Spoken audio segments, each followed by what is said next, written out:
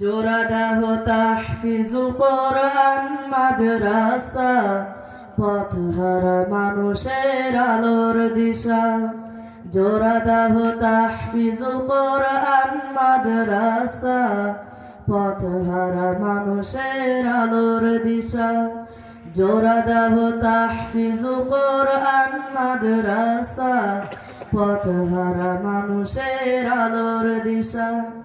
সেই আলোতে উঠবে জেগে, সেই আলোতে উঠবে জেগে প্রতিটি মানুষের ভালোবাসা।